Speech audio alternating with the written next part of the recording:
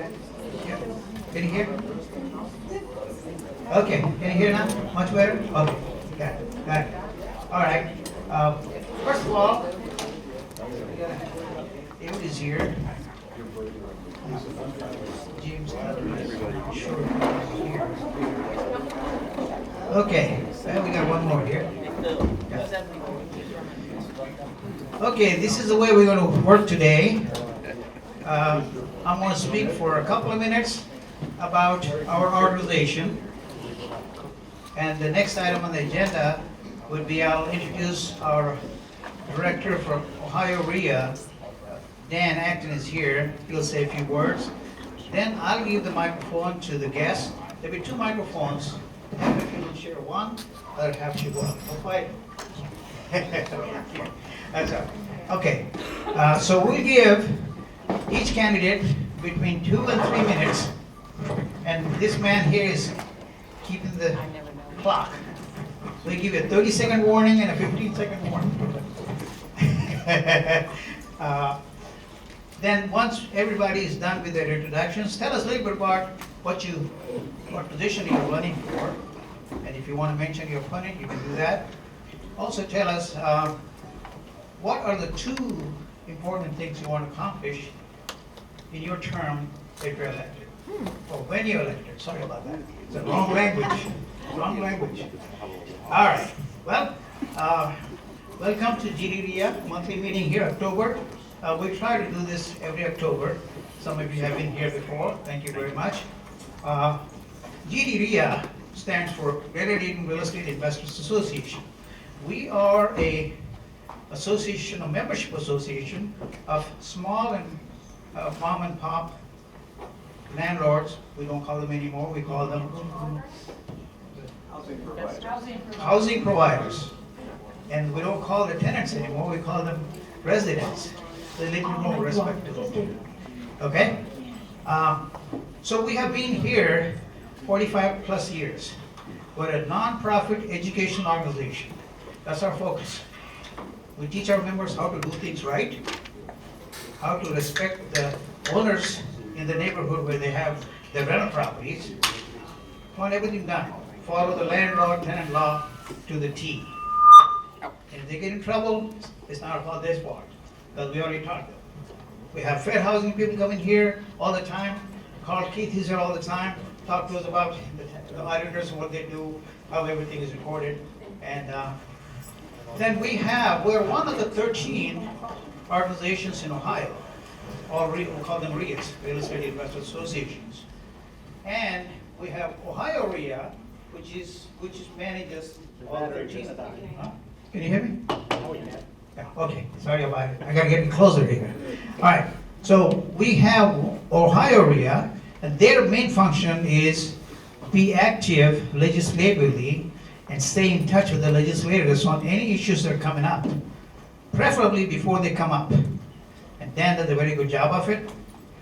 Other than that, we have, the closest associations we have is in Cincinnati. We have one chapter in Springfield, in Columbus and Toledo and all the cities, 13 cities.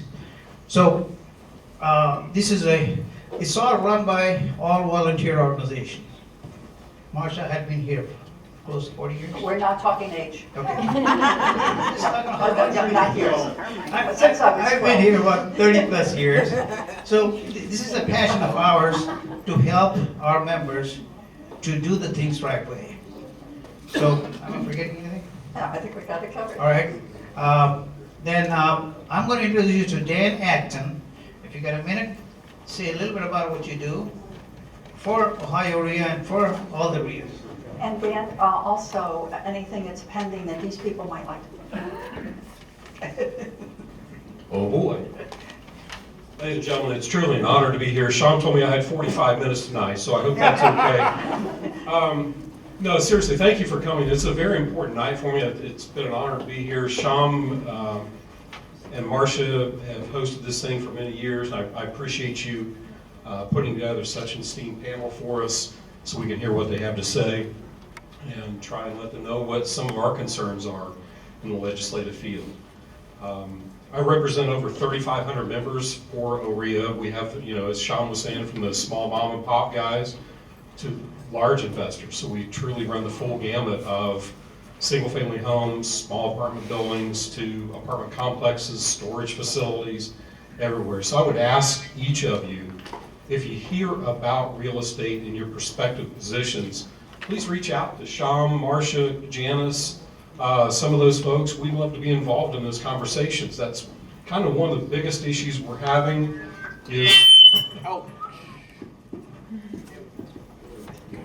is just getting the elected officials to reach out to us when something is being considered. For instance, we've passed a couple really good bills tonight with the help of some of the people on the committee here. There was a rent control ban that we were able to put into effect. City of Columbus wanted to implement a really nasty rent control program that would have just destroyed the housing industry. And we were partnered with some of the fair housing agencies. I mean, it was a really nice bipartisan band of folks that joined together to defeat that. And I appreciate the help of those on the panel. See Rodney, Creech, Phil Plummer, Andrea White. Thank you for your support on those issues. We passed one on property tax valuations. I see my friend Karl Keith down there, Senate Bill 126, or House Bill 126. But we have some others. We have House Bill 422 that passed the House, again, thanks to some folks here on our panel. It's over in the Senate now. It kind of reins in some of the abuses from the cities of billing property owners for what their residents build. We think of it as a Consumer Protection Act. I mean, it's just patently wrong to bill somebody else for what somebody else did. I mean, that's no different than me buying a bunch of stuff at Walmart and billing it to you, she's gonna pay for it. I mean, it's just simply fair. So we're looking to, we did pass that out of the House with bipartisan support. It's over in the Senate now, and we're looking forward to getting that out when the Senate gets back in, or when the legislature gets into, back into session November 15th, I believe is the date. Right now, there's a bill in the House. We've done a very good job getting our bills out of the House with some good folks there, and out of the Senate. But right now, there's one. It's House Bill 566. It's a vacant property registration proposal that's out there. It's a bipartisan bill with Representative Andrea White and Willis Blackshear. Joined forces on that. I've spoken to Auditor Keith about that. We have some concerns on it. We've had some good dialogue with Representative White, and certainly appreciate her and her staff. And I got it here. And Representative, we hate it. But we're trying to work through it and see how we can accomplish the goals that all of us have in that. So with that, with no further ado, Sean Riddick. Thank you, Dan. Thanks for what you do for us at the state level. And I almost forgot to introduce our president, Janice. Couple of words.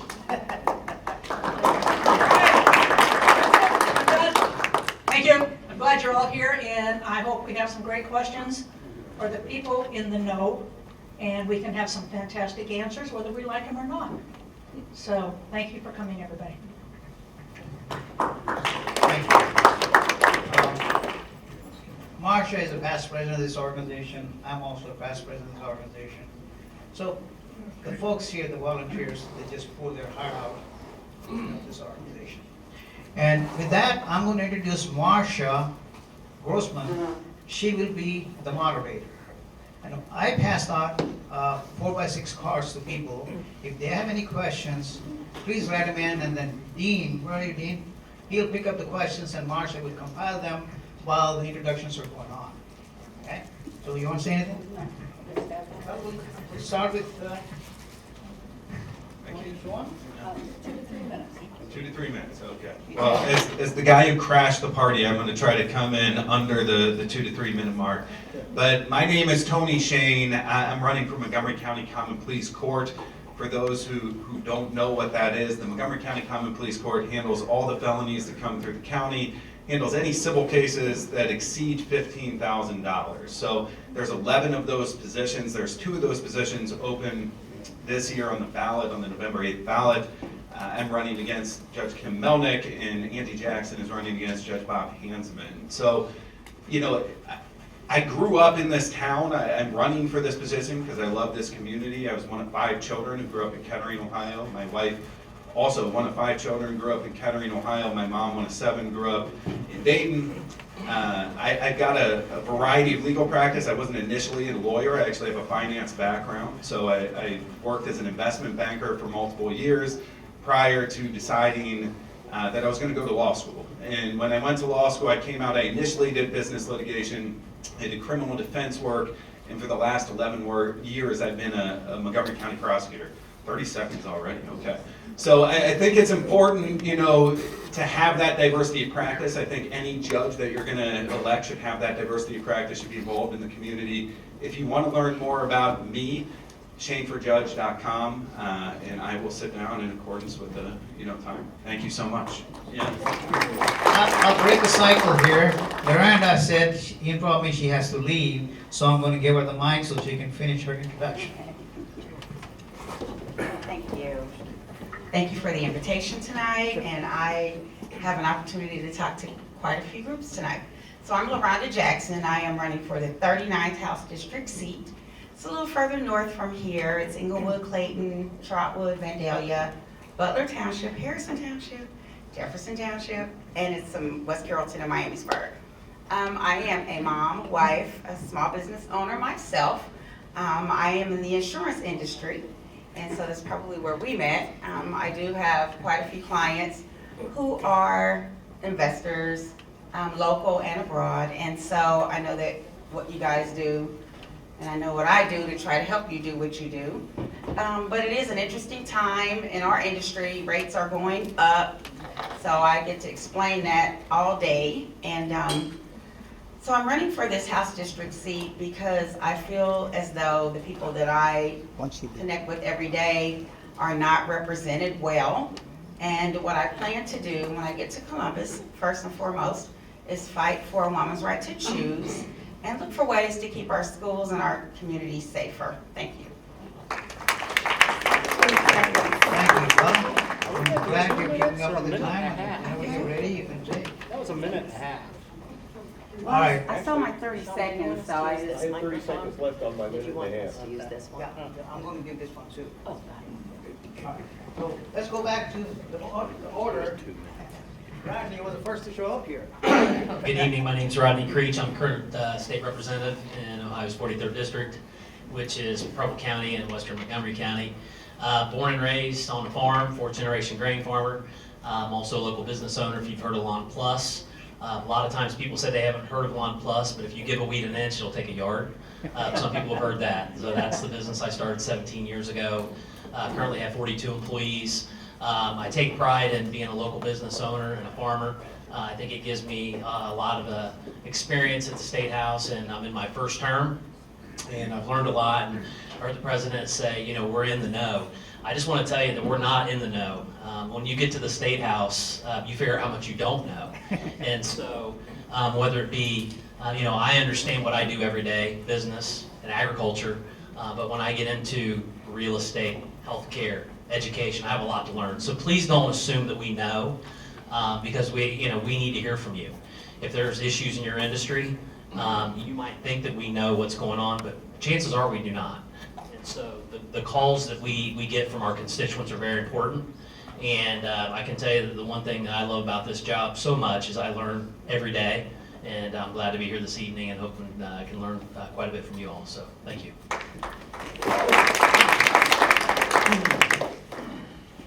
Hello, my name is Jim Duffee. I'm the candidate for state representative for District 71.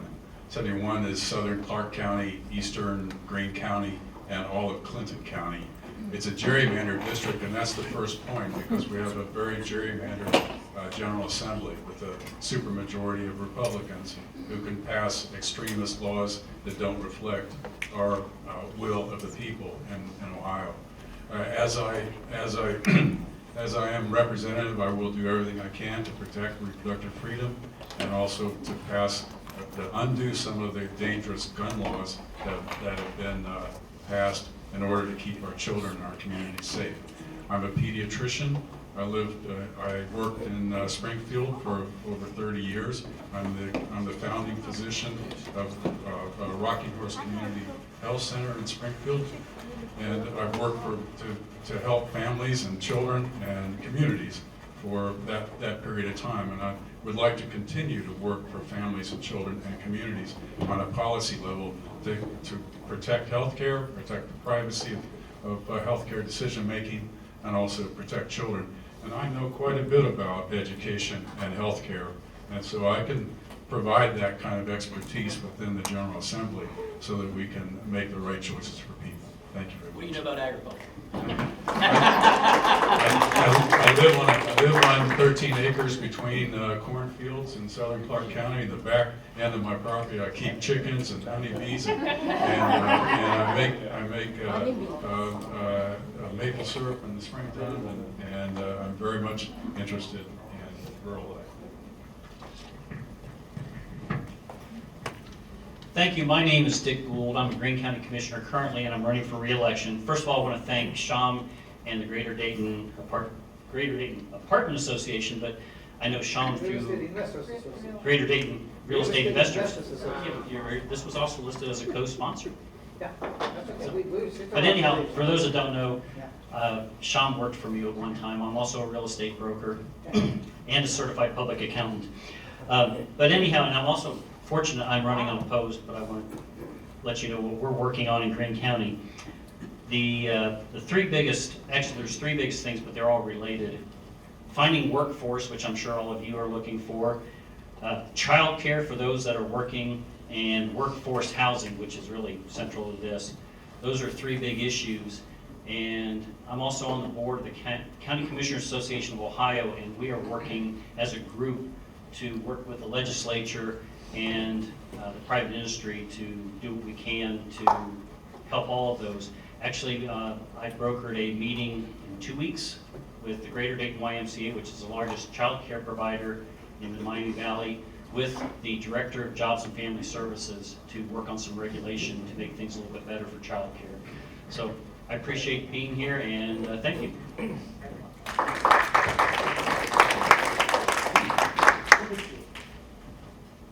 We changed the time on it?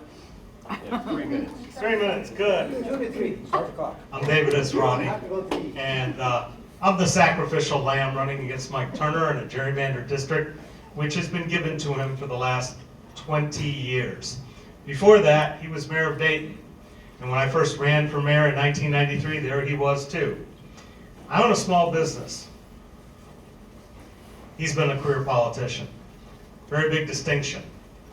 I've lived in the South Park neighborhood since 1986. When I bought my house there, people told me I was crazy. I said, I'm going to fix this up, and other people are going to fix it up, and we're going to have a great neighborhood. Well, now we have a great neighborhood. And I don't know if I can afford to live there anymore. Thank you, Mr. Keith. Yeah. Anyway, I have rehabbed 5 properties down there. I'm in the process of doing a 6th. I have been active in the neighborhood, in the community for a long time. And one of the things I have a real problem with is we're not holding elections anymore, we're holding auctions. And I think the first goal I should have when I go to Congress is to defund the politicians. Because quite frankly, we're getting taken for a ride.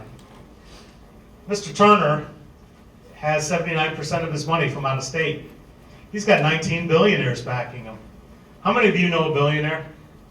How many of you know 19 of them? The fact is, it costs $15 billion to hold a federal election. I think we can do something better with that. We'll just have, just like a charity auction. You go and you get people to donate to your campaign, and whoever gets the most money wins, and then you give the money to charity. Because realistically, we're not voting anymore. We're getting taken for a ride.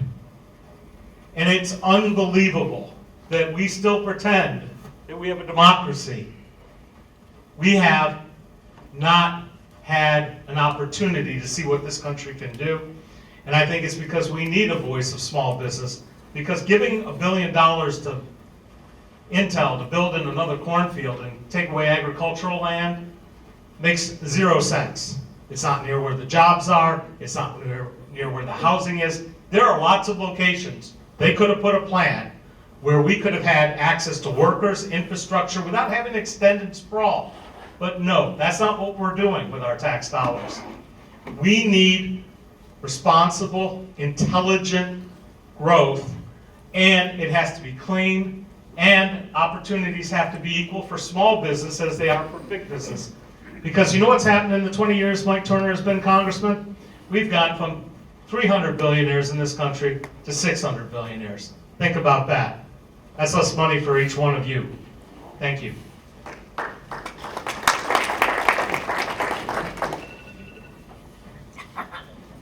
Good evening, everybody. Thanks for having us out. Thank you to the association. You guys are awesome. We want to learn from you guys. We're going to work for you guys. You guys are the small business owners here who invest your capital, so people can live their lives safely in the places you guys live, and we appreciate what you do. Dan does a great job for you guys in Columbus. He does a tremendous job for you guys in Columbus, educating us on your issues, and we're in the fighting for you guys. I'm Phil Plummer. I used to be the sheriff here in Montgomery County. I did 30 years in criminal justice, 10 years as your elected sheriff. So I know a lot of people's pains and suffering. So I went to Columbus to try to fix some of these problems. My passions are, we all want the same thing: good schools, safe communities, and good job opportunities.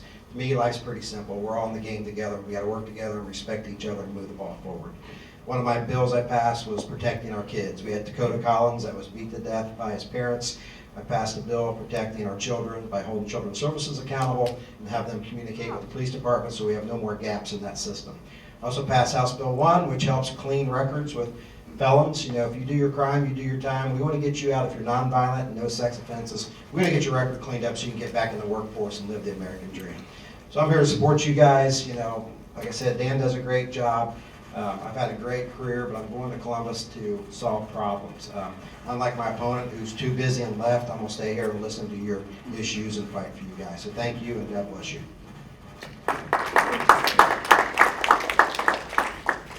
Hi everyone, my name is Addison Caruso. I'm the Democratic candidate for House District 36. I apologize, I was a little bit late and didn't get to mingle with as many as you as I would have liked. I was coming from services, and it's Yom Kippur today, so my apologies, and hopefully just afterwards we'll get a chance to talk and we can discuss some of the issues that are important to you.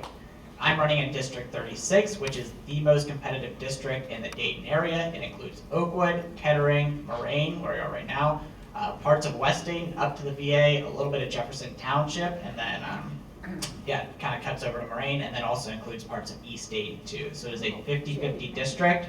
And why I'm running is because I see 50% of college graduates leaving our state. I see a lot of my friends who don't want to come back to Ohio, and I think a lot of that's due to the policies of our state house that are not reflective of what our citizens want. They're passing anti-choice legislation, they're making guns easier, which increases crime, and they're defunding our schools by shifting the money away to unaccountable charter schools. I think we need state house representatives who want to serve the public. I grew up in the district. I graduated from Oakwood High School, went to Miami for undergrad, went to Duke for law school, and knew I wanted to come back home and serve my community, and that's where I am now. Every single day I deal with real estate law. I'm actually a legal aid attorney where I help low-income and indigent residents get representation and work to find solutions with landlords as well, or that's the proper term, every single day to make sure that residents' rights are respected, but also landlord rights are respected as well, because I think we can find common solutions there. In Columbus, as I said, I want to focus on funding our schools, pushing back on radical legislation, and making Ohio a destination for everyone, where everyone feels welcome, everyone feels safe, and everyone feels comfortable, and a place where we can all build our futures. Thank you very much again for coming out here, and as I said, please come talk to me afterwards, because I didn't get a chance to talk to as many of you as I would have liked earlier. Thank you very much. Good evening. Thank you for having all of us here tonight. My name's Carolyn Rice. I'm one of your 3 Montgomery County commissioners, and I was actually before your group a number of years ago when I was the county treasurer for about a dozen years. And I was here to talk about, at the time, it was the idea of a land bank. And that is a reality now. We've now had our 11th anniversary. And I helped start that. I'm still the chair of the board. We have brought more than $50 million of funding to getting rid of blight, revitalizing neighborhoods, and really repurposing and really building up our local housing. So housing will continue to be issue of concern, and I know that Dick mentioned, we're both county commissioners, we were both county treasurers at the same time as well. That workforce is an issue across the board, and workforce housing continues to be a very, and I don't have all the answers, I'll tell you that. I'm anxious to hear answers because the stats that I hear are pretty bad. Only the highest level of income actually has sufficient affordable housing. Each level that you go down, it gets worse and worse. And so I'm in a group here that probably has some ideas of how we could tackle that. So I'm open to hear that. But honestly, those are only two of many, many issues that we as county commissioners face. We've had a difficult 4 years. My first term in office as county commissioner, we had a big water outage, we had KKK rally, we had the tornadoes, we had a mass shooting, and then a pandemic to cap it all off. But I am so proud of how our county government and our communities came together and really collaborated, and we got through this, and we will be stronger and better for the future. So I'm here to solve problems, just like I did coming up with land bank. I think it's within us to come up with good solutions, and I'm anxious to talk to each of you, and I would very much appreciate to be reelected with all of your support. Thank you so much.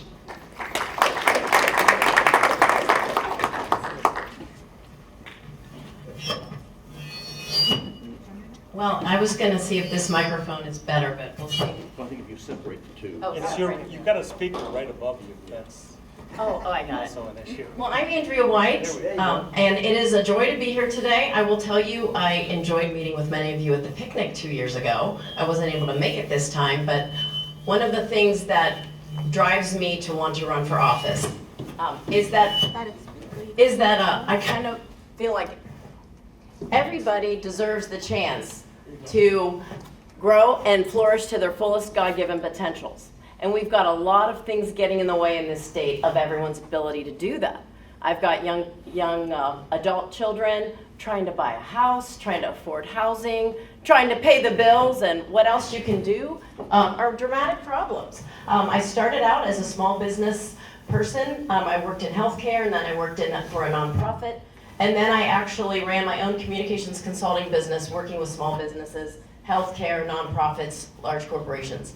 And all those jobs were about bringing people together to solve problems.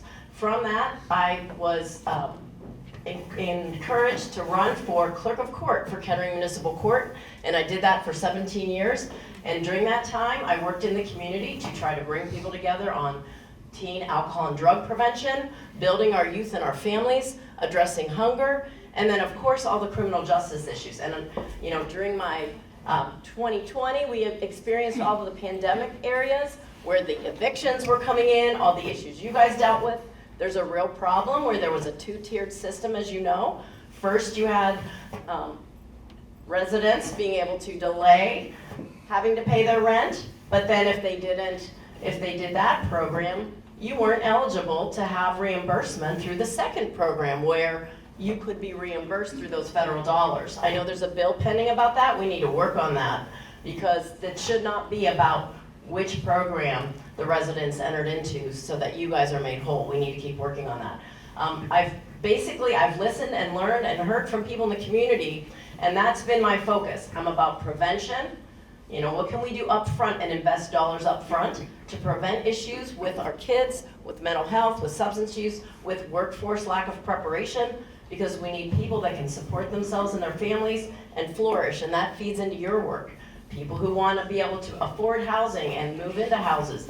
And I'm interested in some creative ideas working with you guys to expand your entrepreneurial opportunities. So, let's look at these blighted properties, which Willis Blackshear, Representative Blackshear, brought that vacant property bill to me and asked me to join him in it. We've met with Dan and others. We need to keep working on that bill. But the goal is, how can we get these blighted properties more in the hands of people who want to develop them and rehab them and turn those neighborhoods into vital communities. So I'm anxious to talk. I've talked with Sham about it. I want to talk with more of you about it. How can we keep flowing for our entrepreneurs so that they can do what you guys do best, which is help people live in the neighborhood, have a house and a home that helps them and their families stay strong. Thank you.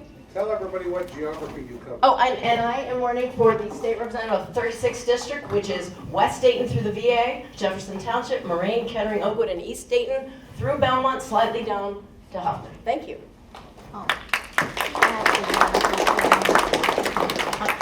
I'm the current state representative in a different district now. Is it my turn? Yeah. Okay. See if we can get this mic to work. I've never seen a mic I didn't like. So I'm Karl Keith. I'm the Montgomery County Auditor, and you know, I know many of you, and I've been to a number of your events over the years and spoken to you on a number of times on a number of different occasions. So it's good to be back and to be here with all of you again. I am the face on that website that many of you use on a regular basis. That is a real person. So I'm glad to be here, glad to be part of this program tonight. Thank you for the opportunity. I tell people, you know, I never intended to be county auditor. Let's try the other mic. Yeah, shut that one off and try that one. Here, we'll move that one down. You gotta turn it on. Just give it to David. How's that? Is that better? Better? We'll see. We'll see if it lasts. I never grew up planning to be county auditor. You know, it's not something that most people grow up to do. I wasn't part of my life plan to be responsible for selling dog licenses or to have my name on every gas pump in the county. But what I wanted to be was a rock star. So, you know, put a microphone in my hand, you know. And so my wife is here with me this evening, Doris, and for those of you who don't know Doris, and I met at a karaoke bar. So that was my intention. But I'm so proud of the work that we've done in the county auditor's office over the years and the impact that we've had in the community. A broad range of duties in the auditor's office, as you know. It's a lot more than dog licenses and gas pumps. It's an important responsibility. It's an important office. I call it the foundation of local government. And because of the different things that it involves. We are, of course, working on a number of real estate related issues. One passion of mine that I'd like to see the legislature move on, since I have the ears of some legislators here and candidates, is the homestead exemption program. There's a couple of bills pending in the legislature that would expand the homestead exemption. The homestead exemption has not been expanded since 2007. So I think it's long past due for an upgrade. So I'd like to see us work on that a little bit. And then there's a number of issues, a number of bills pending about property taxes and how to reduce and manage property taxes. And that's one of the things county auditors are in a position to do. We have so much information available, and we're so intimately involved in that process that we're a great resource for the legislature. And that's what we do. We work with legislators quite a bit on bills, and that's what I would like to continue to do as your county auditor, and I hope I have your support. Thank you.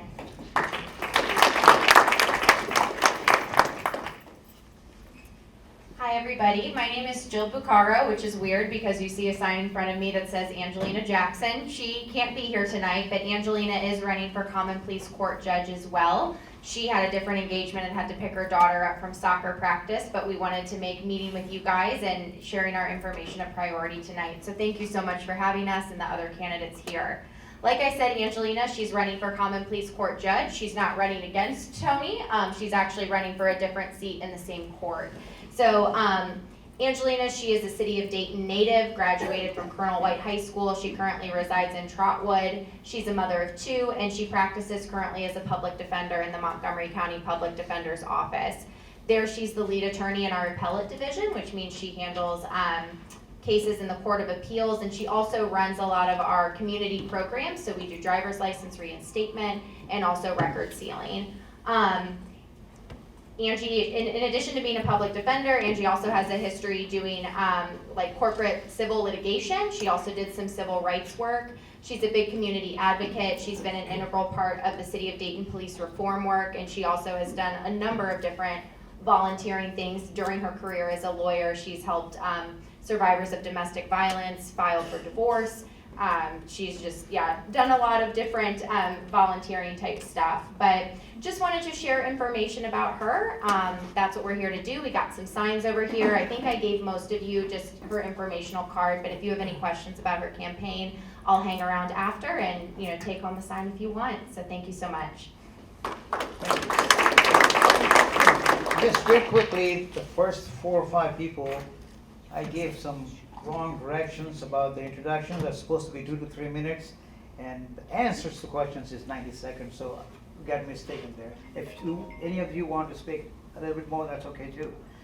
Just a couple of things I want to mention to you. You have another opportunity as legislators or potential legislators that we have an annual picnic July 4th weekend. You will be getting invitations. You come and enjoy, talk your heart out with our members. Secondly, we don't want to take anything for granted. We appreciate the time you took and interest you took to be here. It means a lot to us. We're honored. Thank you. With that, I'm going to turn it over to Marsha. Just to kick things, if anybody have any other questions written down, just hand it to Dean, and then he will look to Marsha. Marsha will sort out the questions, and she will pick the order the questions will be answered. Not every question that's been answered is going to be asked because of the time constraints. If you have time at the wrap-up, we may take 1 or 2 questions from the audiences. They're mostly real estate related, nothing outside the real estate. Marsha, it's all yours. Okay. Mr. Keith, I'm going to put you on the hot seat first. Great. Okay, the question is the time frame going to be improved in turning around deeds being stamped? Oh, It's great very question. slow Yes, now. yes. So one of the things that happens, one of the things that occurred during the pandemic was when things were shut down and we closed offices and people were sent home. One of the things that the legislature and the governor identified as an essential service was the real estate industry. So that was a part of our office that we kept up. We kept open when we closed the license bureau and we closed our weights and measures inspections. When we closed all those things down, we kept our real estate office open. But because of COVID, we had to rotate the staff, and we staggered staff. The interesting thing about it, as you all well know, the real estate industry remained extremely robust.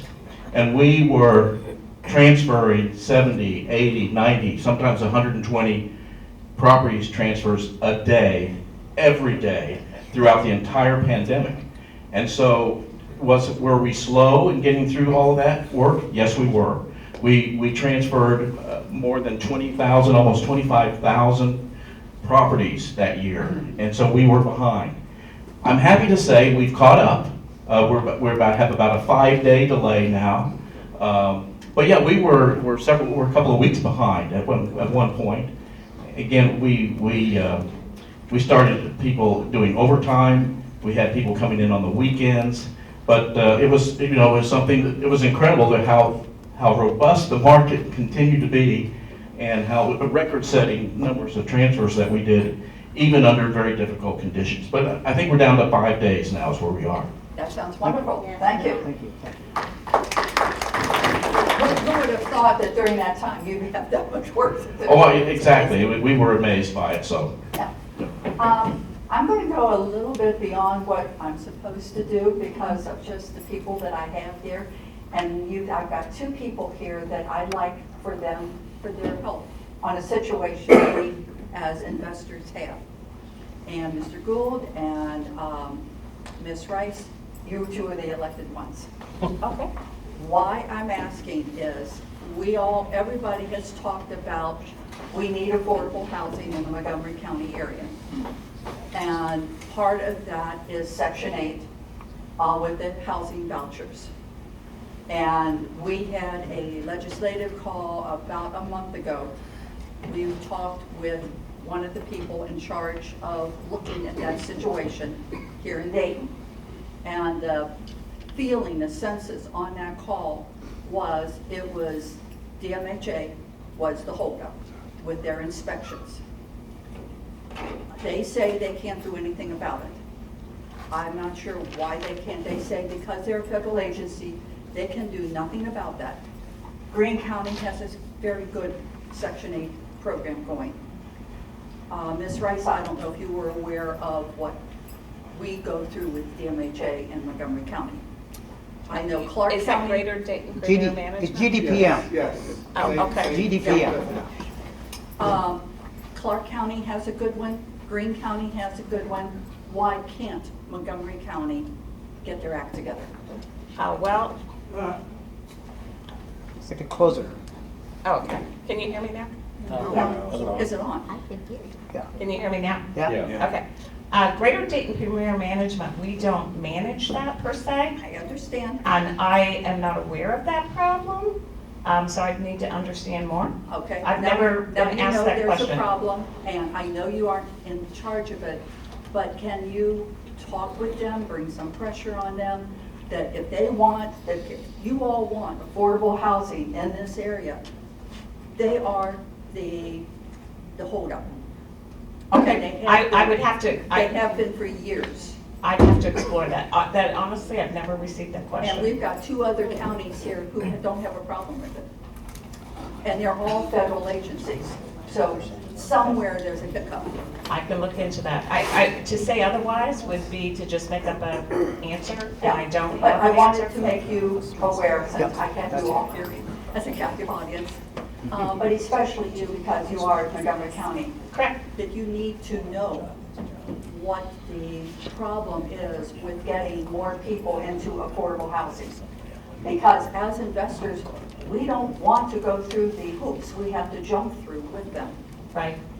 Well, I can tell you that, Dick, you were at the symposium at the end of August, and I was on Human Services, and there was a whole session on housing and homelessness and the huge, not that that's what you're talking about, but it is a huge, and as I mentioned when I was making remarks, it was, and I, who have been involved with land banking and housing issues, but of a specific, narrow stripe, and I don't have the answers for you. I'm going to be perfectly honest, but I think it is a problem that we really need to look at differently. It was the kind of presentation that causes one to say, there's something we're missing here. I don't know, there may be some solutions right in front of our face, and while that's not my direct responsibility, it's not our agency, we have a deep, deep interest in it because housing is one of those issues that is stability for people. And we don't want them to end up being, homeless, and how that all comes about. I agree. So I'd be glad after the Maybe election. Maybe they after should we go get through visit the Clark. election. Yeah, maybe they should go visit Clark and Greene County and see how they're doing it. It could be, it could also be scale. Scale could be a big issue, but I don't want to, I'm not giving that as an excuse. I'm just saying you have to look at it and understand what the differences are and what is different about the various. So you gave me a homework assignment. Yeah. Sorry. And I'd be glad to come back, next year and talk about what I found out. Okay, I'm the program chair, I don't remember, I don't forget those comments. And I don't offer them and not mean it. Okay. Mr. Esrati? I've got an answer on this. Oh, okay. So since 2005, I've written a blog called Esrati.com, and I've pretty much done a lot of public records requests and looked at how things work in this county. I can tell you, if you look at the board of GDPM, and you private on the list of employees that you can request, what you'll find is they're running on the Friends and Family program, not the best possible people. We have a problem in this community that we think federal jobs, government jobs, our patronage jobs are there for people to get in power and keep them in power until they die. We have a program, a tacit agreement that once you get elected judge, nobody ever runs against you. We don't run against the sheriff, they don't run against the prosecutor. This is not a democracy, folks. And I can tell you, some of the people on that board right off the bat, shouldn't be on that board. And that's the problem. Thank you. All right. That's what it is, that's what it is. Let's see. I've got, I suppose the lawmakers and the city commissioner and Ms. Rice got you back on the hook again. Montgomery County is the third highest tax county in the state. Why is that? And what will you do to reduce our tax burden? Is it directed? I'll start as a lawmaker if this thing works. Can you hear me? I think I might turn it off. We've lowered your state income tax the last 2 budget cycles. We're going to continue to do that. Taxes are a huge problem, as you guys see. We want affordable housing. It's hard to give affordable housing when we have to pay the tax rate that we pay in Montgomery County. You know, some of it's our own demise. You know, we vote on a lot of these levies. But you look at our surrounding counties, their tax rates are a lot cheaper, and unfortunately, a lot of our people are leaving because of the tax problem we have. So a lot of this is a local issue, you guys, but we also vote on these levies. We got to get this under control, or it just keeps going up. Carolyn, you want to? Well, I used to be the county treasurer, and I would get this question all the time, and as Phil just mentioned, we vote in these levies. I mean, most of your property taxes, that's what I collected back then. Those are at the, you know, they come up for renewals and replacements, and people vote them in, and you know, people say, I didn't vote for that, and it's like, well, more of your fellow citizens did. And so that is really the source of it, is that there's only inside millage that you don't vote on, and that's a very small proportion of it, and the rest are just various levies that are on the ballot, and they get passed. Okay. So keep up, I would suggest, keep track of all the issues that come up and really understand what you're voting for. Many of them are very good, you know, our human services levy is a very good, we can really count on it. We just had that on, we did not raise it. We are getting very tight on that particular levy that we just passed with almost 70% approval. And I'm grateful to the citizens of Montgomery County because that takes care of all of the 57,000 people in our county that rely on that for support services. But it really is what you vote on at the ballot. Okay. Carl. Can I comment? Can I comment? Lower our taxes, Carl. Yeah. So, yes, we have one of the highest tax rates in the state. We have school districts who have the highest tax rates in the state. We have Harrison Township, which has one of the highest tax rates in the state. These communities have put things on the ballot, and the residents of those communities have approved those things to provide the services that they want in those communities. Part of the reason they've had to do that is, as Representative Plummer mentioned, the state has cut funding to local governments, cut the local government fund, cut the state income tax, and so in order to fund some of these local services, they've had to put levies on the ballot to replace the money that they used to get from the state. Now that's what's been going on. It's been going on now for some time, and so that it is a fact. But part of the reason for that is the citizens here want these services, and they're willing to pay for them. And we provide services in Montgomery County that some of the surrounding counties do not provide. When Carol mentioned human services, Sinclair Community College, the libraries, all those things add to the tax rate. No, go ahead. One of the things I wanted to say is, it kind of goes back also, it's a much bigger picture than property taxes. It's looking at prevention. We are either paying now in prevention, investing in, I'm the joint chair of a legislative task force on childcare and publicly funded childcare and quality early learning. We've got to invest early in kids so we don't have to spend so much money in the public education system remediating children who are not ready to learn because they don't show up for kindergarten ready, or they struggle in 3rd grade, or 8th grade math is off and then they're dropping out. We've got to do more to come alongside, and the neighborhood investment that you make builds these communities. And so we've got to incentivize and reinforce quality neighborhoods and coming around our kids and our families, because prevention Pay now or pay later. The state spends an enormous amount on medicating, incarcerating, educating. We need to do more to prevent people from having struggles so they can live flourishing lives, and that's going to help reduce the tax burden. So it's kind of a two-pronged thing. But what you do to build a healthy community is an awesome thing.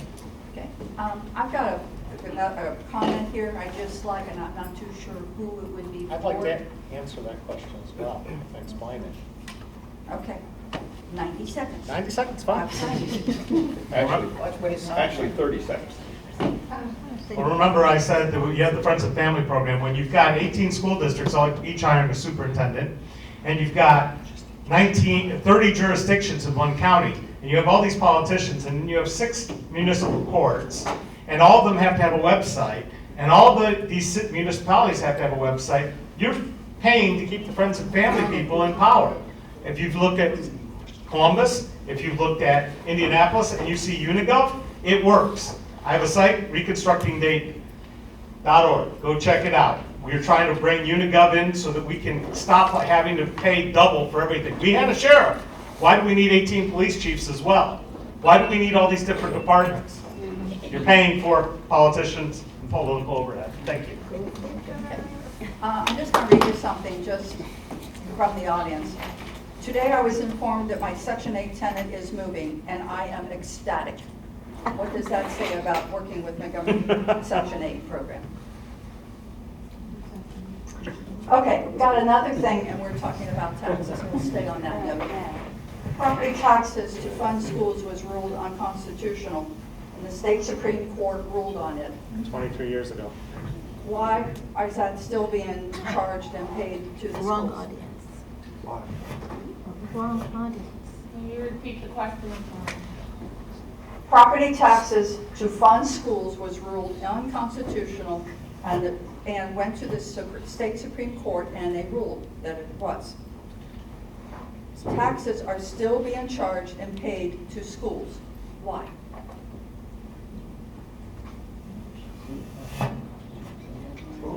Nobody can answer that?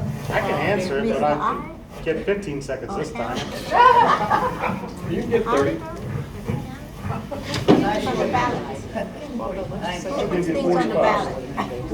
The reason it's still unconstitutional is the exact same, and being done wrong, is the same reason that the redistricting commission had us pay $25 million for an extra election we didn't need. Our state, basically about 20 years ago, was rigged by the Koch brothers to sit there and gerrymander this and get who they wanted in office. And what we have is a supermajority of Republicans. And whether you like Republicans or Democrats, the fact is, if you look at the population, if you look at the voters, we've got about 30% Democrats, 30% Republicans, and the rest of them are saying we don't want part of either party. They're undeclared. They're getting disgusted with the system. They're not voting, they're not represented, they're not running boards of elections, they're not running anything. And as long as we keep doing things this way, we're going to get the same results. If we move to ranked choice voting, where you actually said, this is my first choice, my second choice, my third choice, eliminate the primaries, take the parties out of it, you might actually start finding candidates that you like and that actually are responsive. We could solve this, but we're never going to solve it as long as we have this partisan divide that doesn't let any other voices through. Thank you. Okay, but my question wasn't answered. Somebody got an answer? That answers the question of why it hasn't been enforced. The same reason. The Supreme Court will not enforce it. The counties don't do anything because there's no penalties. There is 0 penalties. You could basically break the law and get away with it. They had people pepper spraying people in restraints in his jail. That is a violation of the Geneva Convention, and now he's going to be Speaker of the House. I'm sorry. If I pepper sprayed somebody in a restraint chair, I'd be in prison. I'd like to congratulate David for getting his petitions right. He's on the ballot for once, so good luck to him in his race. Maybe he can solve some problems. Thank you. School funding, we addressed that this year, but it costs the state of Ohio more money. A lot of the school funding, you haven't seen too many, your taxes go up locally since we gave more money, but every time it costs more money. Here's the problem. And I'm running for Speaker of the House, Dave, and I'm going to win for one reason, to put Dayton back on the map and do what's right. So I hope so. Thank you for that endorsement. Schools cost money. Yeah, we don't mean, we should be sitting down. Schools cost money. We roll it on to the taxpayers, but here's the problem. The state should be paying more, but we have to cut out the duplicated services. We hand the bureaucrats buckets of money with zero accountability. You know, here's your bucket, go do what you gotta do. They write all the rules on how they spend the money. We gotta get our spending cut. We gotta get our taxes cut. We're gonna eliminate state income tax, so there's more money in your guys' pockets. Schools cost money, but believe it or not, David actually hit it on the head. We have too many duplicated services. How many treasurers do we have in Montgomery County? How many superintendents do we have in We have a Montgomery school County? district with 242 students in Jefferson with a superintendent, a treasurer, and a board. Why? That's not even an elementary school. We gotta consolidate services, but you, the people, gotta speak. We gotta quit passing these luckies. We get along fine. Representative Plummer, while you've got the microphone, I have a question for you. You are the leading candidate for Speaker of the Ohio House. What advantages would that position to you be to the greater Dayton area? Yeah, I'll be honest with you guys, Dayton, Ohio suffered for a long time, and I gotta get us back on the map. Simple things like mental health. You know, I'm the vice chair of the finance committee. There was like 18 entities in Cleveland that got capital money for mental health. We don't have enough mental health services here. We're still one of the drug capitals here. We gotta handle the substance abuse issue. We gotta cut our taxes. We gotta consolidate services. I'm just there to do the right thing. It ain't about Phil Plummer, it's about our community and our people. So, you know, say a little prayer that I win, but I'm in the fight for you guys. It ain't about me. And we'll get this done. We'll cut taxes. We'll have safe communities. Ohio's moving in the right direction. You know, Intel's coming, there's a whole lot of other businesses coming. But like Addison said, we gotta quit letting the brain drain. Our kids gotta quit leaving. When my kids graduated from college, all their friends left. We gotta keep them here. Ohio's right now. We're moving in the right direction. It just takes leadership to do the stuff we're talking about. Okay. Anybody else have anything they want to ask? I got a reason why people are leaving, because the place is dirty. like Mr. Hold on. Hopefully this one will work. You need more new batteries. I've got some if you need them. I don't know if this is bad. Keep it closer. I'm sorry, I try to control myself, but the question was asked, a comment made about people leaving. The place is dirty, a lot of dirty politicians. And Mr. Plummer, I don't want to pick on you, but I suffered personally when you were sheriff of Montgomery County. You had people who pandered to Prosecutor Matt Heck to prosecute people. And Dayton is personified. I have family on the East Coast. I came here. My family's calling me out about Dayton being the drug capital, the murder capital. Dayton is always made to look bad so that money is brought in. Good question. Do you got a solution? And the solution, now you're saying you're going to help. How can we trust you? How do I trust you? How do I go campaign for you when I personally know that you will bow down to benefit yourself to dirty politicians? How do I trust you? Well, if you want to check my record and see if I've ever been charged for a crime, you're absolutely wrong. I'm not a dirty politician. I'm here to serve the community. I don't play partisan politics. As a sheriff, we investigated crimes. We turn it over to the prosecutor to prosecute them. Then it goes to the judge to find the guy innocent or guilty. We're one step of the process. One step. I cut our overdose deaths in half as a sheriff, thank you. Then COVID hit, and they took their foot off the gas, and it skyrocketed again. And that was why I got cut 100 officers as the sheriff. The 10 years I got cut 100 officers. We couldn't whip the Boy Scouts, and we had 3 drug cartels in our community. This is serious business. You saying we're corrupt is out of line. We're not corrupt. We're in the fight for the people. Thank you. I have a question for Mr. Plummer. Yes. You're pro-Intel? Are you pro for Intel coming into this? I am pro-Intel, pro-business, pro-keeping our students here, our families here. We're on Ohio's on the move. We had 9 automotive plants in this city, and they've all left.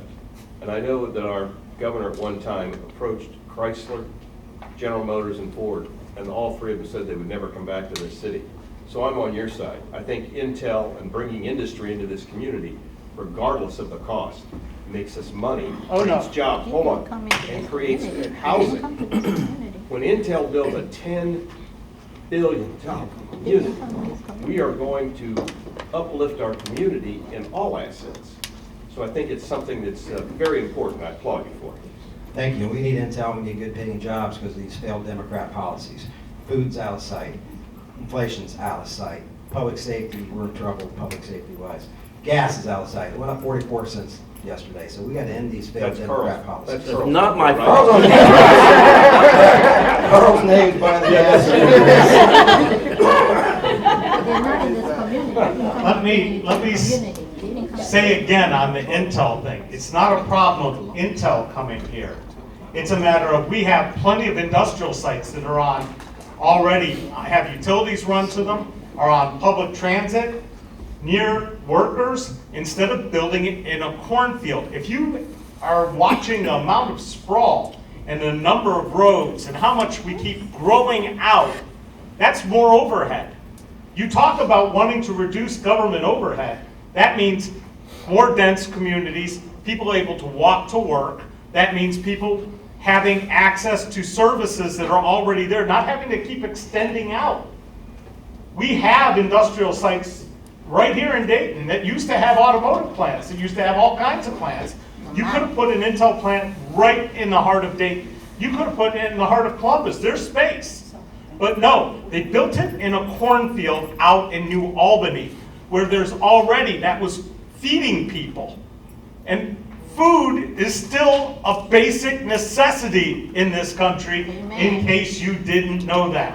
We can't keep pushing farmers out when we are trying to build computer chips. We can build a computer chip on sites that we already have that are in for government. Okay, you've said Easily. that 3 times now. My question, though, is all this had to pass some type of a zoning board at a county level or a city level. Somebody is okaying that sprawl.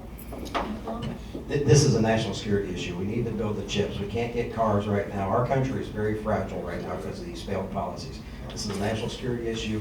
Ohio's moving. There's going to be a ton more jobs and other businesses follow Intel here. We're on the move. This is a good time to be in Ohio, and we should all be proud of that.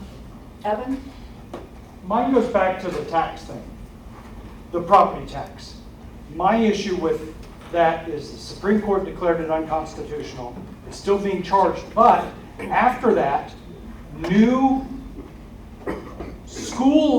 individual school tax zones were set up. So now we're paying twice the tax and no services have been added since then. That's what I'm pissed about. When we started paying the school tax, why did our property tax not go down precipitously? That's a problem. That's criminal. I had a follow-up to that. Go ahead, Scott. So basically, I can answer the question about the Supreme Court's ruling. What they basically did is that since schools are funded locally, they simply said, well, we're going to have a lot of the money that you raise go to Columbus, and we're going to dilly it back out to the cities. And I know that the city of Centerville is being punished for having too high of taxes because they get less money from the state. So the way they made it constitutionally fair was simply saying that all the money you raise goes to a central organization, and we decide who gets it back. And that's how they were able to meet the ruling of the court, because now they're distributing out the money from Columbus, even though it's raised locally. And the other question, following up on this, there's a book I read called Race to the Bottom. It's about education in the public schools, and honestly, it is not an issue for anyone here to deal with. It's all controlled by local school boards. And it's interesting that most parents don't even know who their school board members are, and these are people that get their money and decide how they're going to spend it. So if you care, you should run for school board. Okay, thank you. I got one question. Mr. I think we need to clarify something a little bit here with this. So every dollar that you pay in your local property tax stays here in this community. None of it goes to Columbus. None of it goes to Washington. You pass a tax levy here, that money stays here. It stays in, the money that's raised for your local schools goes to your local schools, that's raised for your libraries goes to your library, for your city. It all stays here in this community. What the court said when it was unconstitutional was the over-reliance of that on as a funding source for local education. The Constitution says that we will provide an equal education to every child in this state. And by relying on the property tax, an over-reliance on the property tax, it makes it impossible to make that an equal education opportunity for every child in this state. You know, 1 mill in Oakwood produces a lot more money than 1 mill in Dayton. And that's the issue. That's the unconstitutional nature of it. And so it's still unconstitutional. It's still there. It's over. The schools are still over-reliant on it. There's been some improvement in the amount of money the state pays. The state's paying a ton of money out for local education. No question about it. But it's still the over-reliance on the property tax. That's the issue, and that's what makes it unconstitutional. We got one more comment here, a question. When I think of the southern suburban areas, especially Oakwood, which deals very little with low-income people, and they have the greatest tax base, one of the highest educational systems in the county. Every part of Montgomery County is not the same. The income levels are not the same. The educational levels of the people that live in Oakwood, Centerville, is much higher than people living in other parts of the county. So you cannot compare Dayton to Oakwood when Oakwood has like a 98% educational rate. You cannot compare it, and housing, I would say almost is 100% occupied, and somebody's paying property tax. To me, it's a totally different thing. You know, I've lived south of town, and I've been working on property for 40 years in the Dayton area, and it's totally different. And I don't want to compare the southern suburban areas. They do a good job. They have an excellent educational system, and they're not dealing, and they don't have to deal with the poor or the homeless as much as the inner city does. That's what I have to say. Okay, Masha, if you... Just one more thing. And I'm not biased, but my husband, he's deceased now, but he was educated.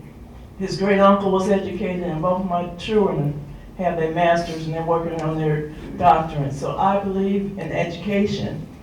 I got my degree so long ago, but I believe in education, and I believe that every city in Montgomery County is different, and it's going to be, the way they educate the kids in their school system is going to be different because of who their parents are, the type of people that move to that area, and they're not going to have the resources as Oakwood or Centerville. Thank you. Okay. May I have one? Hi, my name is Mahawit. First, Hold on. Nobody can hear you. Get it closer. Hi, my name is Mahawit. I'm so glad to meet you guys all today, and I just want to say thank you, for what you guys are doing for the community. That's, it's a lot of work. So my question is, this might be, I don't know, one of you can answer it, but it seems like a lot of people are not working these days. A lot of restaurants are closing early, and I know there's inflation, all that going on, but I wonder why people are not working and the economy is not looking good. I don't know how people pay their bills without a job. So is there any reason why? Maybe if you guys can answer. Okay, Who wants to take it? who wants to take that? Yeah, wow. You want me to take it? I'll take that. Oh, I was gonna say, maybe you should take that. I can take that. Yeah, it's his turn. This isn't first-hand knowledge, but just before the pandemic, I'm a member of the Beaver Creek Rotary, and we had Jobs Ohio came in and spoke about just what Jobs Ohio was doing. And the speaker said that the benefits that are available to people who don't work equate to about $38,000 per year. So until you get over that number, it is not advantageous for them to work. And I think the pandemic just exacerbated that. Probably said that wrong, but I think that's just people are getting comfortable with getting by, and they're doing the gig economy to get the extra money. A lot of that goes into deals in the cash economy, and that's what it is. Subsidizing poverty. We're subsidizing poverty. Yep. Let's do the first question. Because you've been I'm waiting. happy to answer. You've been waiting, yeah. Then you give your turn. It's a question I've asked as well, and we've talked about it, and there are articles about it, and I think it's a combination of a lot of things.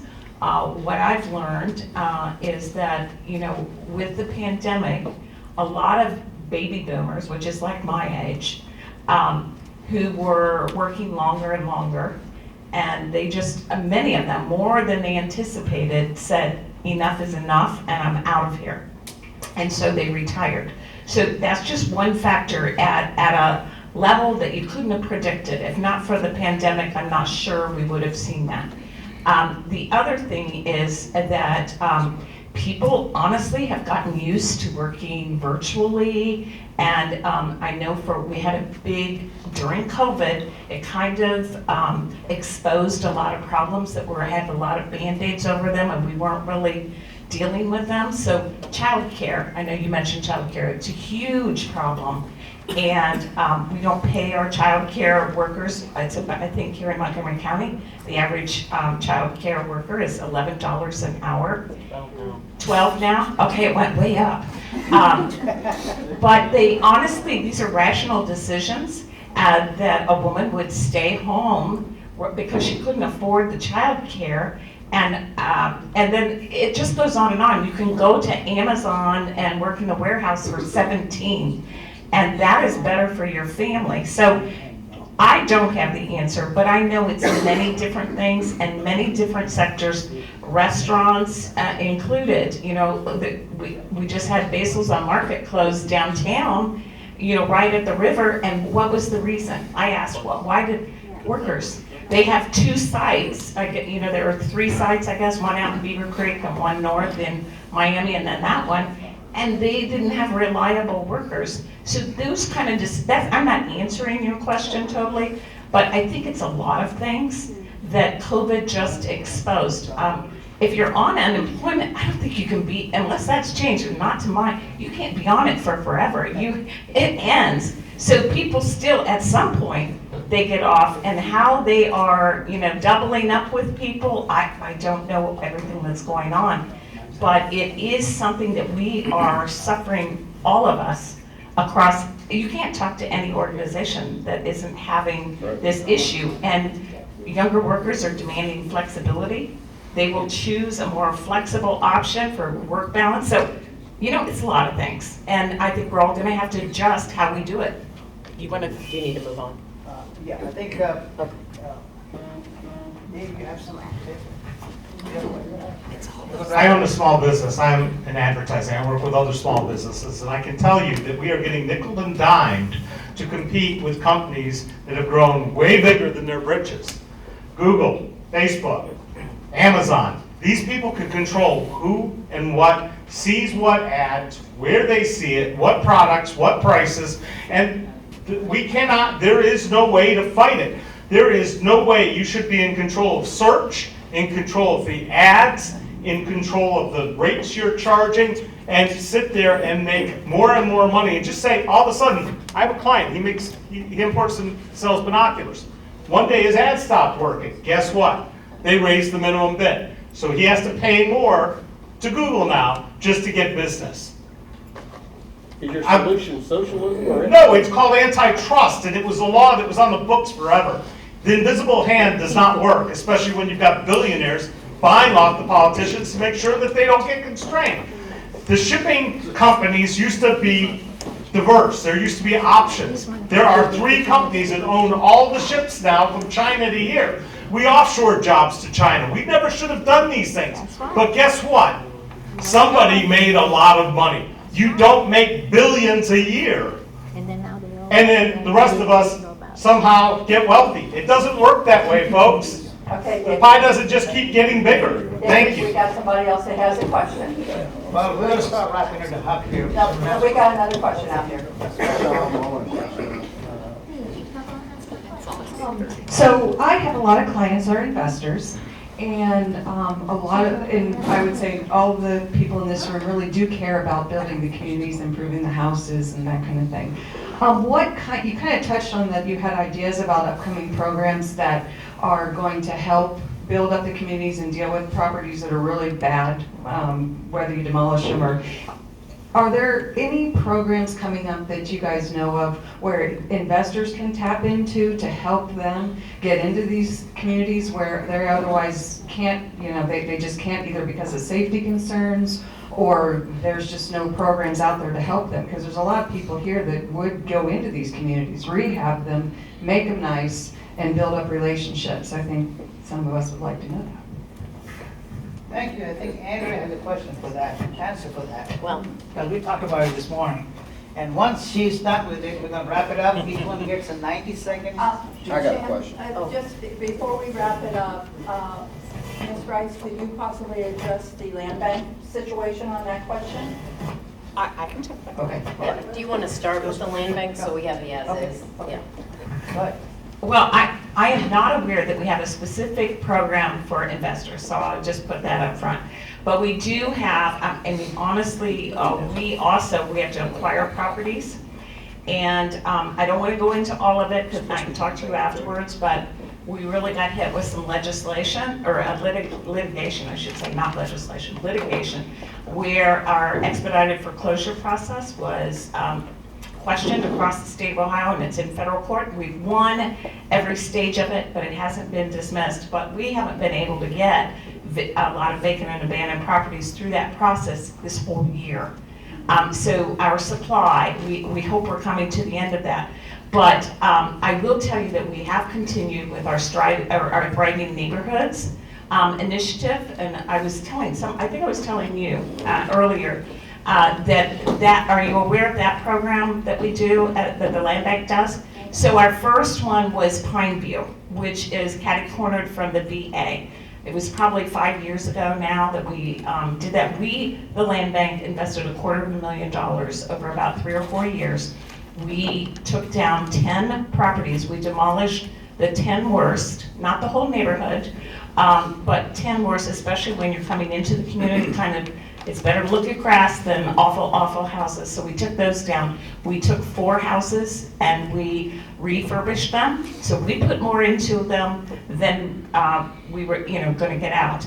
But we raised those comps, and we were told if you raise 4 comps in a neighborhood, it helps even the existing neighbors to now be able to get financing for roofs and other improvement. Plus, it just sets the stage for everyone starting to go, hey, I think I'll paint my house now because this house is looking so much better. And we wrap other services, so it's not just the land bank. We work with other agencies, make sure they get to pay their delinquent taxes, and I'm talking too long and I'm sorry. But it's a whole wraparound looking at the whole neighborhood. We've done this in more than one. And I was just at an event recently where a resident said it has absolutely worked. We had hoped it would raise it $30,000. Of course, the market was way up recently, so maybe it's not as high as it was. But they were actually able to sell a house for $100,000 in the neighborhood, which would have been unheard of 5 or 6 years ago. Would have been impossible. Huh? It would have been impossible because you could never get the comps for it. Right. So, that's where we step in where the market's not working and try to strategically help. But we're trying to get do-it-yourself properties, homes with, that have good bones. And I'm sorry, and I could talk a lot, but we are doing stuff like that, but we don't have one that's just for investors other than our do-it-yourself program, if that makes sense. But our whole acquisition is tough right now. You got I'm sorry, 2 I minutes, took too Andrea. much. Okay, just to very quickly, I think this is one of the areas that we need to get a lot more input on and bring people together and discuss. I've been talking to a lot of individuals around the community. There's a lot of entrepreneurs like yourself who want to invest in properties, who want to create a pathway to home ownership for people through land contracts. I know, Sean, this is one of the things you do. Just trying to get more people into home ownership, but there's got to be bridges, and there's got to be bridges for investors. So the land bank has to own the property in order for that to happen. We need to figure out ways to provide gap funding for investors for the short term because of all the rules now that are in place in the market with the banks and things like that. We got to look at some creative solutions. The Treasurer's Office, I worked with them to pass a bill to help farmers, universities, and hospitals cut their costs for borrowing money on their growing season, on investing in hospitals and universities to help lower costs on the long run for those of us who are buying food and going to college and needing health care. But there are late deposit programs in this state for businesses. Why are we not looking at leveraging the Ohio Treasury, which has to keep some of its money in Ohio that it's investing for us, to pull into play for investors who, we have a huge affordable housing crisis. We have a whole study committee looking at options for this. But we need to come up with some creative ways to help with financing to ignite these neighborhoods and to help you as entrepreneurs. Thank you. Okay, we're going to wrap this up. I've got the mic up here. It's starting. Hey, Marcia, just a minute. Since we started at that end, we're gonna start at this end now to wrap it up. Start with this mic, because I don't think that one works very well. This one works better than that one. This one's the good one. The good one. This is the good one. You swapped them. Well. Okay, no. Start with that mic. Okay, sorry guys. Okay, this one is off.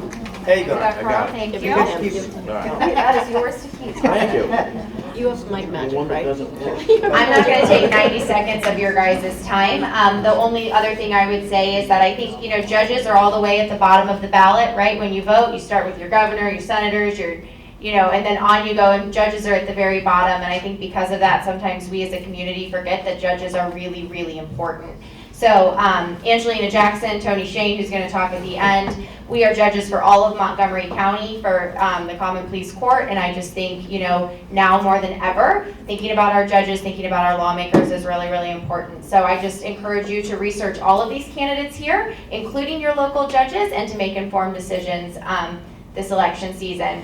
We're voting on November 8th. Early voting starts this coming Thursday, a week from tomorrow on October 12th, and thank you so much. Again, I want to just say thank you for coming out tonight and having this program. I like to tell people that, America, democracy has always been an experiment, and it's an experiment every election, and it's really an experiment every day. The question is, are we capable of governing ourselves? Are people capable of governing themselves? So that's being tested every day. It's being tested in my office, it's been tested in all of these offices, and so, but it's also being tested by you. And your involvement in the election and your willingness to get other people involved in the election and come out and vote on election day. So again, thank you for doing this, thank you for being here, and thank you for participating in our democracy. Well, I also want to echo, it's a joy to be here again and talk with all of you. Dan has been great educating us on the issues. I do want to point out, I think maybe not all the judges knew, there's several judges on the ballot. In addition to these two, there's Julie Bruns, who's a Democrat as well, but there's also Kim Melnick, Steve Outshire, and Bob Hansman. So take a look at your judges' candidates because they make a big difference in our world, in our real estate world, and all the worlds we live in. I just want to let you know that my approach is about listening and leaning into problems. So I love it when I talk with people and I hear about problems. The last 2 years as a legislator, I've run the gamut on 4 bills that are in law. I've got 4 others in the Senate, but they're all different because they're all about hearing what other people are saying the needs are. So we welcome your comments. We welcome your participation in the process. If any of you live in the communities of Kettering, Oakwood, Moraine, East Dayton through Belmont, West Dayton by the VA, and down Jefferson Township a little bit, I'd welcome the opportunity to talk with you and give you a little more information, but I welcome the chance to continue the dialogue, because really citizen participation in our democracy is what keeps it going. So thank you again, and I'll pass it on.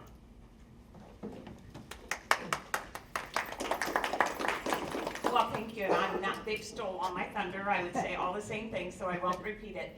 But I hope that I've known many of you for a number of years, and I don't have all the answers. I'm not gonna fool you and say I do.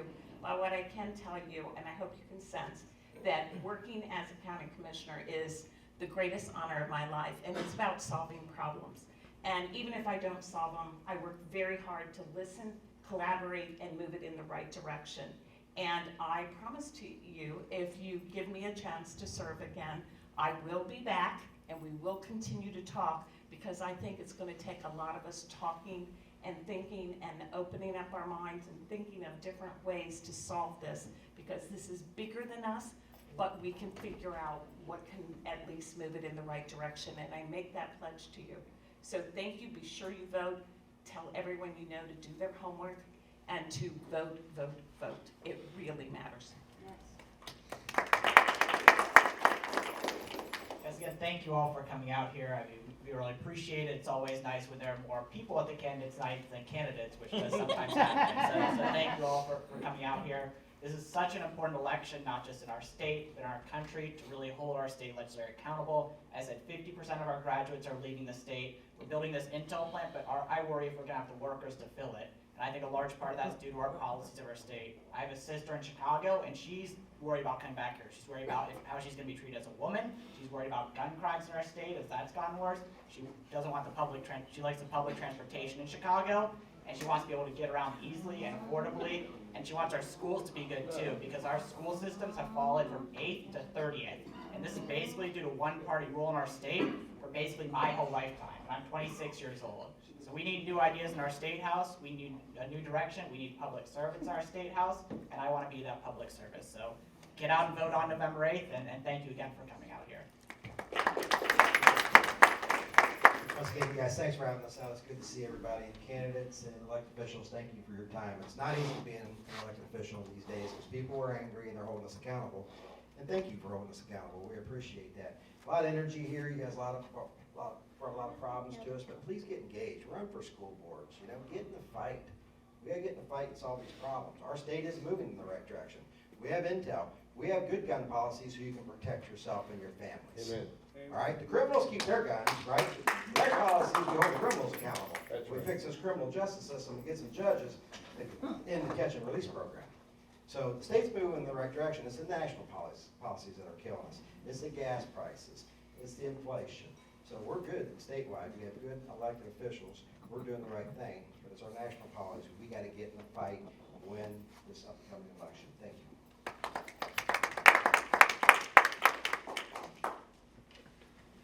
If you notice something, people either love me or they hate me. Been that way pretty much all my life. Okay?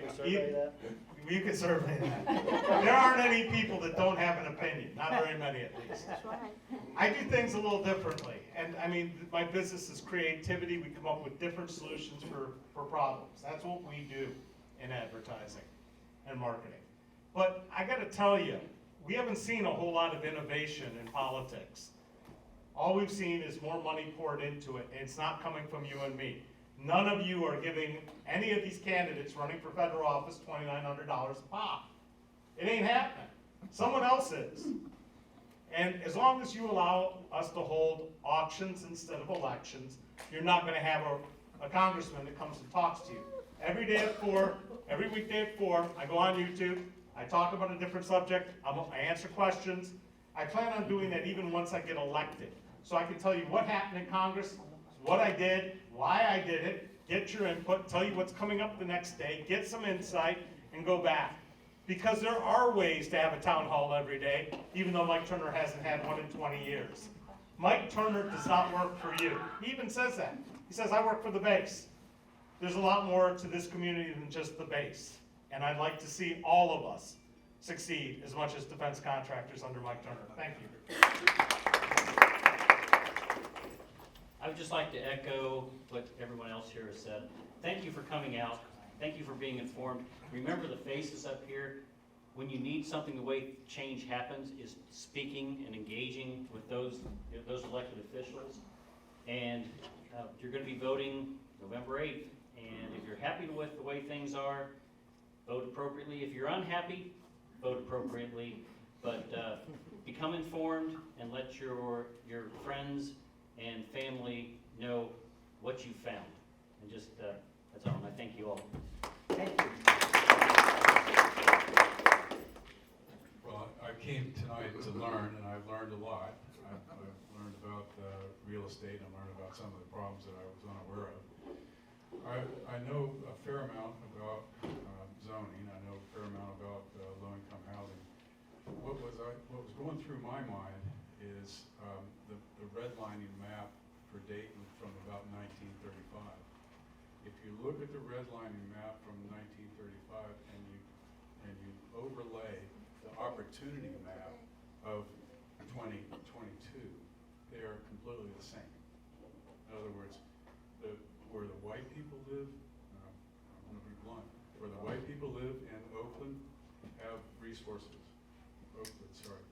and where the black people live in the near west side don't have resources. They have food deserts. That's exactly the same as 1935. So your solution for housing needs to be local zoning. It needs to be financial incentives for looking at services in the near west side and improving housing stock. And it needs to be, we need to have judges who are willing to do civil rights law to make sure that your rights are protected, as well as the rights of the people who are living in those areas. Thank you for teaching me tonight. I appreciate the opportunity to be here. Thank you for the opportunity to be here this evening. As everyone said, we're always willing to show up and learn and listen. That's what I did tonight. There's a few things I could have spoke up on, we're here tonight to talk about your issues, which and answer your questions. And I just want to extend an invite. I have my business cards with my cell phone numbers, and if there's something that you want to talk about, I may or may not be your state rep, but we work for you, and that's what you have to remember. No matter if you're in our district or not, we represent the state of Ohio. And so rather than sit up here and talk and not say anything like some people did, I would rather meet with you one-on-one, and let's hit those issues head on. Thank you. Thank you so much for having me out tonight. Sorry, losing my voice real quick, but I just wanted to say a few things. What I learned tonight is why I never want to be a legislative candidate. That's the number one thing that I learned tonight. I mean, I see this division, and I see the strength of opinion in the division, and I see the emotion on people's faces depending on what side they stand, and that's not what should be going on as a judge in a courtroom. A judge should not be expressing a strong political ideation. I think it's one of those things, and I think there's a lot of distrust in the judiciary at this point. And what a judge should be doing, and what you should be looking at for your judge, is who is the most qualified candidate. And the most qualified candidate in my judicial race is myself. I'm the only candidate who can say, I have prosecuted a homicide, I have defended a homicide, and I've done complex business litigation. And I'm not going to say you should vote for me because I'm a political party person. I'm going to say you should vote for me because I'm the best candidate. I'm raising my kids in this community. I'm optimistic about this community. My wife is a physician in this community. This community is going in the right direction. We don't need to give political ideations as to why you're the best candidate. If you are giving political ideations as to why you're the best judge, you're not the best judicial candidate. So vote for the judicial candidates that have the most experience and get educated on who those people are. I hope I have your support November 8th. Thank you. Well, before we wrap it up, I just want to let everybody know you will see. Okay, well, Janice, we sent out letters, emails to everybody to pick a representative that you want to be in touch with. Please take a look at that list and pick the representative that's probably in your area, so we can count on you to stay in touch with them. Please do that. That's very important for us to get involved in the process. That's all I have to say. Marcia, you have any parting thoughts? No, I thank you all. I know you have a very busy schedule. Thank you very much. And thank you all for coming tonight. If you want to stick around. Oh, we got a whoa, whoa, whoa, whoa, whoa, whoa. We got a raffle. We got 4 prizes and we've got free. Oh, good to see you again. Did you get one of these? No. Thank Here you. you go, yeah? Very nice to meet you. Thank you. Thank you. Thank you, I appreciate it.